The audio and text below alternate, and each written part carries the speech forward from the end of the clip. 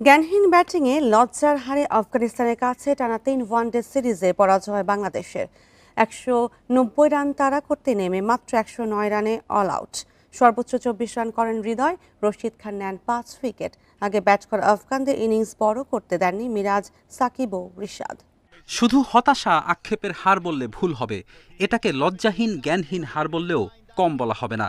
190 run তাড়া করতে নেমে 81 রানের হার, টানা 3টি ওয়ানডে সিরিজ হারল আফগানদের বিপক্ষে। আবুধাবিতে এত কম রান ডিফেন্ড করতে কেউ ব্যর্থ হয়নি। একবার 198 করে জিতেছিল অস্ট্রেলিয়া। তবে শঙ্কা ছিল, যেভাবে মিরাজ, তানভীর ও রিশাদ বল করেছেন, সেখানে গাজনফার ও রাশিদ কি করবেন। সেই ভয়ের আগেই তো দিশেহারা টাইগাররা। ওমরজাই ফেরান তামিম ও সাইফকে, শান্ত হন রান আউট। কেউ ফেরানো বললে ভুল হবে, তিনজনই তো উইকেট ছুঁড়ে এসেছেন। মিরাজ আউট হয়েছেন কিছুটা ভালো বলে, দলের হাফ সেঞ্চুরি হতেই 4 উইকেট নেই। হৃদয় জাকের জুটি গড়ার চেষ্টা করেন, রাশিদ খানকে দেখে শুনে খেলতে পারলে জয় তখনও সম্ভব। লক্ষ্য যে বড় নয়, তবে কিসের কি। রাশিদকে সমীহ করার সময় যেন নেই হৃদয়ের। ছক্কা হাঁকাতে গেলেন, ফিরলেন ড্রেসিং রুমে।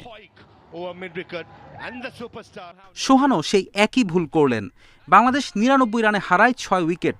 ওই 99 রানেই জাকের ও তানজিমকে ফেরান রাশিদ খান। শেষ 10 রানে 5 উইকেট হারিয়ে বাংলাদেশ হারল 81 রানের বিশাল ব্যবধানে। জয়ের জন্য দারুণ উপলক্ষ অবশ্য তৈরি করেছিলেন বোলাররা। ইব্রাহিম জাদরান ছাড়া কাউকে 30 রানের কোটা পার হতে দেননি মিরাজ, রিশাদ, সাকিবরা। মাত্র 190 রানে আফগানদের থামিয়ে দেন।